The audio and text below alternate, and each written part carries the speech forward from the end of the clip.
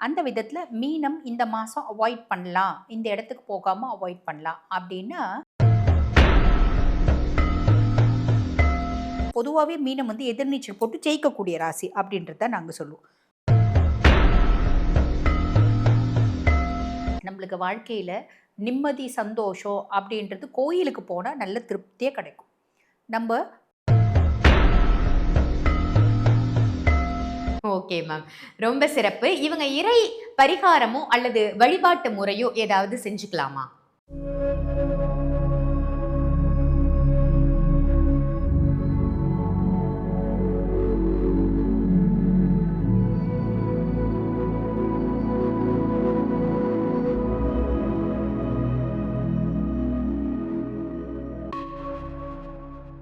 ஆன்மீக பரிகார நேயர்கள் அனைவருக்கும் அன்பான வணக்கங்கள். இன்னைக்கு நம்ம யார சந்திக்க வந்திருக்கோம் அப்படின்னு பார்த்தீங்கன்னா, அஸ்ட்ராலஜர் டாக்டர் தீபா அருளாளன் மேடம தான் சந்திக்க வந்திருக்கோம்.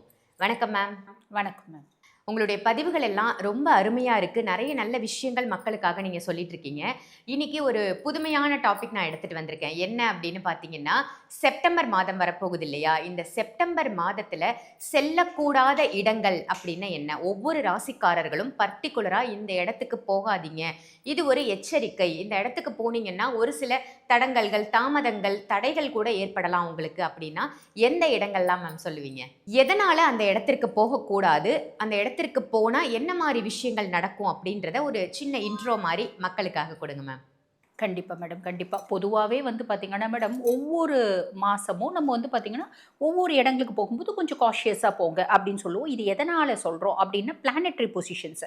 எந்த பிளானட் எந்த பாவத்துல உட்கார்ந்துட்டு இருக்காங்க. அதாவது நில வீட்லயா, இல்ல காற்று வீட்லயா, இல்ல வந்து பார்த்தீங்கன்னா நீர் வீட்லயா, அப்படின்றத பொறுத்து நெருப்பு வீட்லயா, அத பொறுத்து நம்ம சொல்றது உண்டு தான் மேடம். அந்த விதத்துல இந்த செப்டம்பர் மாதம் அப்படின்றது வந்து பார்த்தீங்கன்னா, மெயினா என்ன கிரகத்த பேஸ் பண்ணி சொல்லப் போறோம் அப்படின்னு செவ்வாய பேஸ் பண்ணி தான் மேடம் சொல்லப் போறோம்.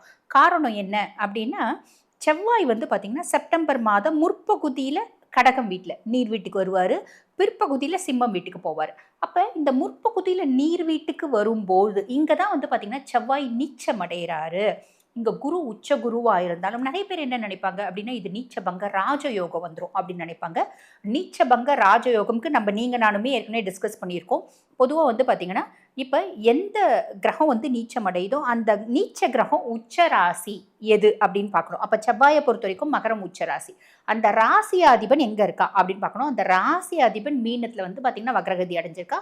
அதுக்கும் மேல சந்திரனோட நிலையும் பாவிச்சு தான் இது நீச்சபங்கம் ராஜயோகம் வருமா அப்படின்றது டிசைட் பண்ணும். என்ன இருந்தாலும் உச்ச குருனோட சேரும்போது நீச்சம் பங்கம் ஆகியிருந்தாலும் அந்த கெடு பலன்கள் கம்மியா இருந்தாலும் சில விஷயத்துல ஜாக்கிரதையா தான் இருக்கணும். சில இடங்களுக்கு போகும்போது ஜாக்கிரதையா தான் இருக்கணும். அதை பேஸ் பண்ணி நம்ம சொல்லலாம் மேடம். Super ma'am. இந்த செப்டம்பர் மாதத்துல ஒவ்வொரு ராசிக்காரர்களும் ஏன் இந்த இடத்துக்கு போகக்கூடாது? அப்படி போனா என்ன மாரி விஷயங்கள் நடக்கும் அப்படின்னு ரொம்ப அழகா சொன்னீங்க மேம். இப்ப நம்ம ஒவ்வொரு ராசியினரும் எந்தெந்த இடங்களுக்கு செல்லக்கூடாதுன்னு தனித்துவமா நம்ம பார்த்துடலாம். செப்டம்பர் மாத காலகட்டத்துல செல்லக்கூடாத இடங்கள் ஒவ்வொரு ராசியுமா நம்ம பார்த்துட்டு வரோம். இன்னைக்கு பார்க்க போறது மீன ராசி. மீன ராசி நேயர்கள் இந்த செப்டம்பர் மாத காலகட்டத்துல செல்லக்கூடாத இடங்கள்னா என்ன? ஏன் செல்லக்கூடாது? பொதுவா வந்து பார்த்தீங்கன்னா மேடம், நம்ம ஒவ்வொரு ராசிக்கும் பிளானட்டரி பொசிஷன்ஸ் பேசிஸ்ல தான் வந்து சொல்லிட்டு வரோம். அந்த விதத்துல மீனம் இந்த மாசம் அவாய்ட் பண்ணலாம். இந்த இடத்துக்கு போகாம அவாய்ட் பண்ணலாம். அப்படின்னா, எந்த பிளானட்டரி பொசிஷன்ஸ வச்சு சொல்றோம் அப்படின்னா, கடகத்துல செவ்வாய். அதாவது 5ல பூர்வ புண்ணிய ஸ்தானம், புத்திரஸ்தானத்துல செவ்வாய் இருக்காரு. அதே மாதிரி வந்து பார்த்தீங்கன்னா, அவங்களோட ஜென்மத்துல கோச்சார பிரகாரம் சனி வக்ரகதி அடைஞ்சிருக்காரு. அப்ப மீனராசி அன்பர்களுக்கு என்ன தோணும்னா, எக்ஸ்ட்ரீம் ஃப்ரஸ்ட்ரேஷன்.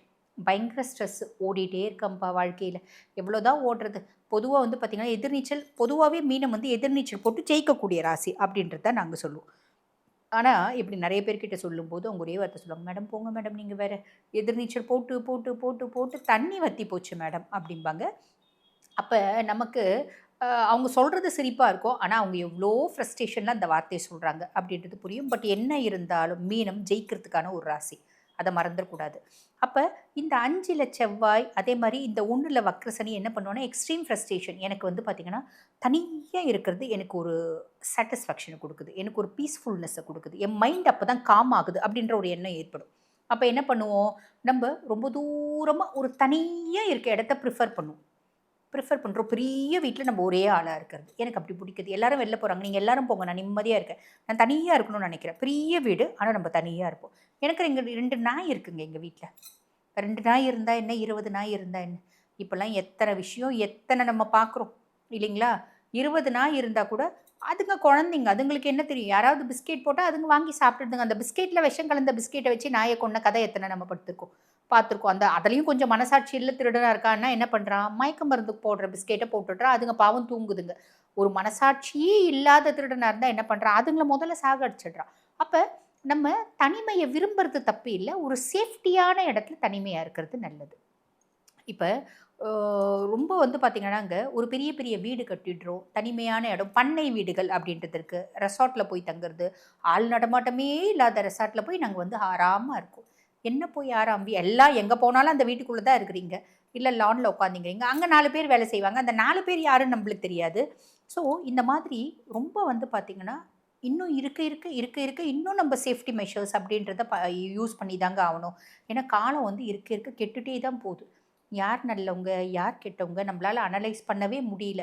அம்மா நம்ம ஒரு வீடு கட்டின்னு போயிருப்போம், 10 வருஷமாக அந்த வீட்டில் இருப்போம்.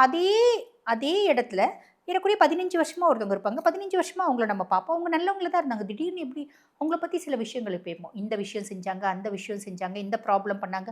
அப்போ நம்ம யோசிப்போம், நம்மளுக்கு அவங்கள 10 வருஷமாக தெரியுமே, ரொம்ப நல்ல ஆளுங்களாச்சு, அவங்க எப்போ இப்படி மாறினாங்க? கண்டுபிடிக்கவே முடியாது. யார் எப்போ மனுஷனாக இருக்கவன் எப்போ மிருகமாக மாறுறான் தெரியாது, மிருகமாக இருக்கவன் எப்போ மனுஷனாக மாறுறான் தெரியாது, கெட்டவன் எப்போ நல்லவனாக மாறுறானோ, நல்லவன் எப்போ கெட்டவனாக மாறுறானோ நம்மளால் கண்டுபிடிக்க முடியல. எப்போ ஏங்க மாறுறாங்க, இதெல்லாம் எப்படிங்க மாறுறாங்க?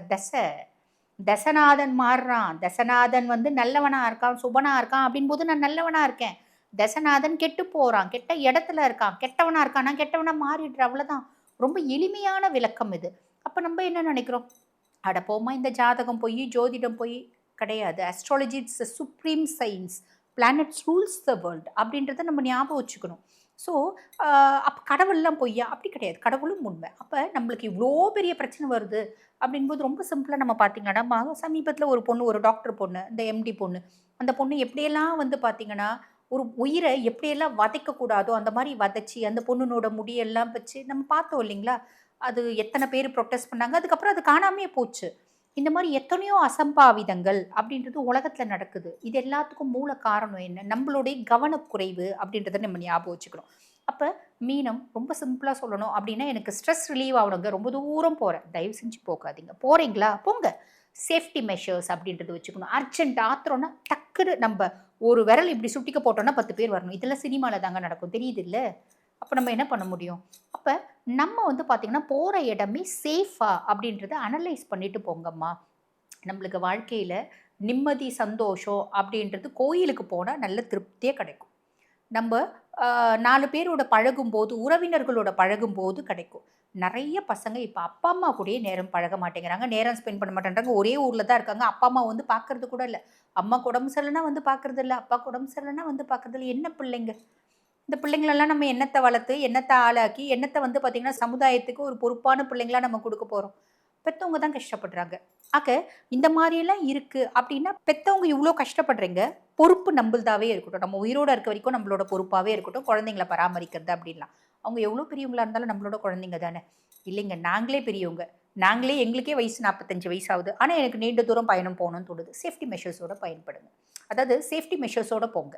அந்த சேஃப்டி மெஷர்ஸை எப்போனாலும் பயன்படுத்திக்கணும். திடீர்னு போகிறோம், ஒரு பைக்லேயே போகிறோம், நடுவில் வந்து பார்த்திங்கன்னா நான் ரொம்ப தூரம் ட்ராவல் போகிறேன், ஒரு காட்டு பகுதி போகிறேன், இல்லை ஊரை விட்டு வெளியே ரொம்ப தூரம் போகிறேன், நைட் டைம் போகிறேன், தனியாக 2 பேர் போகிறோம், பைக் பங்க்சர் ஆகிடுச்சு. அப்போ நின்று மாற்றணும்ல, நின்று மாற்றுறதுக்கு அங்கே சேஃப்னு ஒன்று வேணும்ல. பைக் பங்க்சர் ஆகிடுச்சுன்னா என்ன பண்ணுறது, கார் பங்க்சர் ஆகிடுச்சுன்னா என்ன பண்ணுறது? அந்த மாதிரி விஷயங்கள்லாம் பேசும்போதே வந்து நெகட்டிவாக பேசக்கூடாது. நம்ம ஒரு இடத்துக்கு போகலான்னும் போதே நெகட்டிவாக யோசிக்கக்கூடாது. இது நிறைய பசங்க அப்பா அம்மாவும் சொல்லுவாங்க. நீ என்ன போகும்போதே ஏதாவது நெகட்டிவாக தான் ஆரம்பிப்பியா? நெகட்டிவாக ஆரம்பிக்கிறது இல்லை.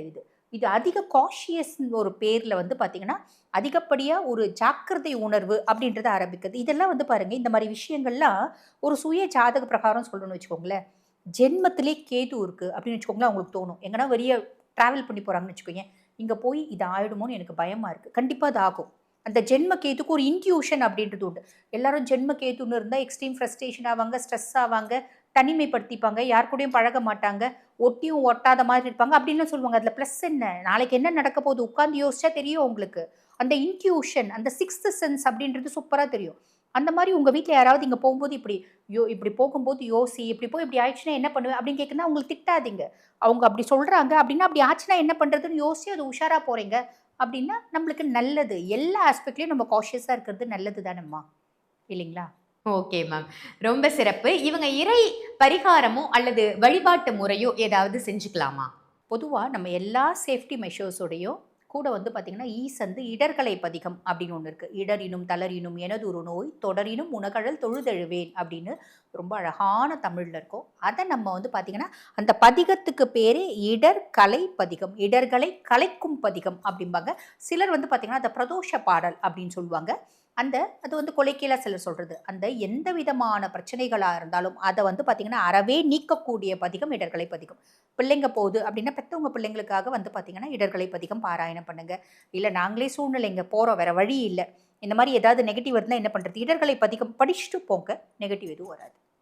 ரொம்ப சூப்பர் மேம். இந்த ராசிக்கு செல்லக்கூடாத இடங்கள் என்ன, அப்படி செல்லணும் அப்படின்ற நிலைமை ஏற்பட்டதுன்னா அவங்க என்ன பிராயச்சித்த பரிகாரம் செஞ்சுக்கலாம் அப்படின்னு ரொம்ப அழகா சொன்னீங்க மேம். மேம், ஜோதிடம் கற்றுத்தரப்படும் ஜோதிட வகுப்பு அப்படின்னு நீங்க அனௌன்ஸ் பண்ணியிருக்கீங்க. யாரெல்லாம் ஜோதிடம் கத்துக்கலாம், அதனுடைய முறைகள் என்ன, அந்த வகுப்பு எப்போ நீங்க எடுக்கிறீங்க, எத்தனை மந்த் கோர்ஸ் அது, அதை வந்து நம்ம மக்களுக்காக சொல்லுங்க மேம். கண்டிப்பாக மேடம், கண்டிப்பாக. இது வந்து பார்த்திங்கன்னா மேடம் லெவல்ஸ் இருக்குது. ஃபஸ்ட்டு வந்து first level madam. First level அப்படின்னா பொதுவாக நிறைய பேர் என்ன நினைக்கிறாங்கன்னா மேடம், ஒரு 4 நாளில் ஒரே மாதத்தில் ஜோதிடம் கற்றுக்கலாமா அப்படின்னு நினைக்கிறாங்க. அது சாத்தியம் கிடையாது. ஜோதிடம் அப்படின்றது பெரிய சமுத்திரம். பொதுவாக வந்து பார்த்திங்கன்னா மேடம் எல்லா ஜோதிடர்களுக்கும் நம்ம தான் ரொம்ப பெரிய பர்சன்ஸ். ஜோதிடத்துலேயே வந்து பார்த்திங்கன்னா நம்மளை விட்ட வேறு யாருமே இல்லை அப்படின்ற ஒரு நினப்பு இருக்குது இப்போ. ஆனால் உண்மை என்ன அப்படின்னா மேடம், கட்டுறது கைமண் அளவு. அப்போ அந்த சமுத்திரத்தில் நீந்தி முத்து எடுக்கிறோம் அப்படின்னாலும் நாங்கள் 1-2 முத்து தான் எடுக்கிறோம். லட்சக்கணக்கான கோடிக்கணக்கான முத்துக்கள் அதில் இருக்க தான் செய்யுது. நிறைய கிளாஸ் வந்து டீட்டெயில்ஸ் கேட்குறவங்க என்ன சொல்கிறாங்க அப்படின்னா, மேடம் ஒரே மாதத்தில் கற்றுக் கொடுத்துருவீங்களா, 2 மாதத்தில் கற்றுக் கொடுத்துருவீங்களா அப்படி கேட்குறாங்க. அது சாத்தியம் கிடையாது மேடம். ஓரளவுக்கு நல்ல வந்து நம்ம மற்ற ஜாதகங்களை பார்க்கணும் அப்படின்னா ஃபஸ்ட்டு லெவல் 1. லெவல் 1ல் பேசிக்ஸ், பிளானட்ஸு, அவங்களோட காரகத்துவம், அதனோட பயன்கள், எந்த கிரகம் நீச்சம் உச்சம், இப்படி பல விஷயங்கள் இருக்குது மேடம். எந்தெந்த கிரகம் என்னென்ன மாதிரி பலன்களை கொடுப்பாங்க. ஆக லெவல் 1 முடிக்கணும், அதுக்கப்புறம் லெவல் 2 முடிக்கணும், அதுக்கப்புறம் கொஞ்சம் அட்வான்ஸ்ட் அப்படின்னா லெவல் 3. அப்போ இந்த 3 லெவலாக தான் மேடம் நாங்கள் சொல்லித்தரோம். Super ma'am. அஸ்ட்ராலஜி எனக்கும் ஆகணும் அப்படின்னு நிறைய பேர் ஆசைப்படுவாங்க. அந்த ஆசைக்கு நீங்கள் ஒரு வழிகாட்டியாக இருக்கீங்க அப்படின்னு நினைக்கும்போது ரொம்பவே சந்தோஷமாக இருக்குது. அஸ்ட்ராலஜி கிளாஸில் நீங்களும் சேரணும் அப்படின்னு நினச்சிங்கன்னா டாக்டர் தீபா அருளாளன் மேடம் எடுக்கக்கூடிய இந்த வகுப்பை நீங்களும் பயன்படுத்திக்கோங்க. கண்டிப்பாக இது உங்களுக்கு யூஸ்ஃபுல்லான வகுப்பாக தான் அமையும். ஸோ ஆன்லைன் கிளாஸஸ் தான் போயிட்டுருக்கு. இமீடியட்டாக நீங்களும் ஜாயின் பண்ணிக்கோங்க. ரொம்ப அருமையாக சொன்னீங்க மேம். நன்றி. இந்த பதிவு உங்கள் எல்லாருக்கும் பயனுள்ள பதிவாக அமைஞ்சிருக்கும் அப்படின்னு நினைக்கிறேன். நிச்சயமாக இந்த பதிவை மற்ற ராசியினருக்கும் ஷேர் பண்ணுங்கள். மறக்காமல் ஆன்மீக பரிகாரம் நம்ம சேனலை சப்ஸ்கிரைப் பண்ணிக்கோங்க. அதே மாதிரி மேடமை நீங்கள் சந்திக்கணும் அப்படின்னு நினச்சிங்கன்னா வீடியோவில் தெரிகிற நம்பருக்கு கால் பண்ணி அப்பாயின்மெண்ட் வாங்கி டைரெக்டாக மேடமோட கன்சல்டேஷன் நீங்கள் எடுத்துக்கலாம். ஆன்லைன் கன்சல்டேஷனும் இருக்குது, அதையும் பயன்படுத்திக்கோங்க. அதே மாதிரி மேடம் வந்து வகுப்பு எடுக்கிறாங்க. அந்த வகுப்பில் ஜோதிட வகுப்பில் நீங்கள் சேரணும் அப்படின்னு நினச்சாலும் அதையும் பயன்படுத்திக்கோங்க. நீங்களும் ஒரு ஜோதிடர் ஆகலாம். ஸோ வீடியோவில் தெரிகிற நம்பருக்கு கால் பண்ணி கிளாஸ்லேயும் ஜாயின் பண்ணிக்கோங்க. இதே மாதிரி வேறு ஒரு நல்ல நிகழ்ச்சியில் உங்கள் எல்லாரையும் சந்திக்கின்றேன். நன்றி, வணக்கம்.